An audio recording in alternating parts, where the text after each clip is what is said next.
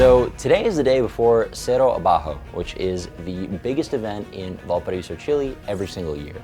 It is this massive Red Bull sponsored downhill race where people do a time trial starting at the top of the mountain, trying to get all the way to the bottom by weaving through this tight-knit track, doing a bunch of jumps, literally going through houses, through people's living rooms, and trying to get to the bottom at the fastest time possible. It was awesome. We went with Ignacio, who's a friend of ours, that we know through Red Bull. In South America starts to move and grow a lot. In Mexico you have a really good one, but this is for sure the best. The biggest, the biggest, the best, and it's like a Formula One, you know, like for the urban downhill. Red Bull Valparaiso Cerro Abajo is for sure the Formula One of that. Wow. Ignacio is a veteran of this race. He's participated in 14 out of 15 of them. He showed us all the ropes, walked with us from the top of the track all the way down to the bottom, and explained every single jump and turn. Many of the riders, they cut the handlebars here because it's really, you know, They cut their handlebars to be shorter. Yeah, a little bit shorter, yeah. Because you don't have too much when you have that much space. speed, you have no time to if correct. if you touch the wall here, you can lose your speed, and if you lost your speed, you cannot go over the landing. You know? He's in charge to build everything here. Andrey from the Estados Unidos. You're the man that makes it all happen. Our grandfather of the mountain bike in Chile. For 15 years, every year? Sebastian compete here many times. You win one or two. One. Yeah, and Sebastian now is in charge of about everything to build perfectly, and he's a triple crown world champion in downhill. Wow. Yeah, in master. He's a crazy. A legend. a legend. Sarita. Oh, cool. You too, man. And it was just a really cool perspective that I don't think a lot of people or anyone has really gotten before outside of the racers themselves.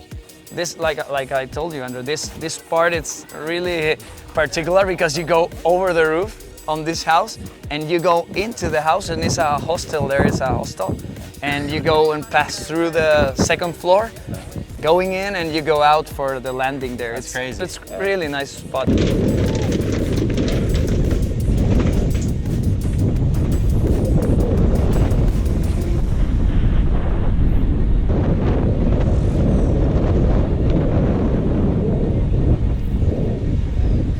Many of the best riders, they start so young, competing in BMX or competing in other stuff, in other disciplines.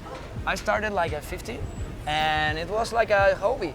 And I realized that I really love this, and I started to do it, and growing and going to more races and all the stuff. Yeah, learning. And for me, it started to be my life. That's the thing.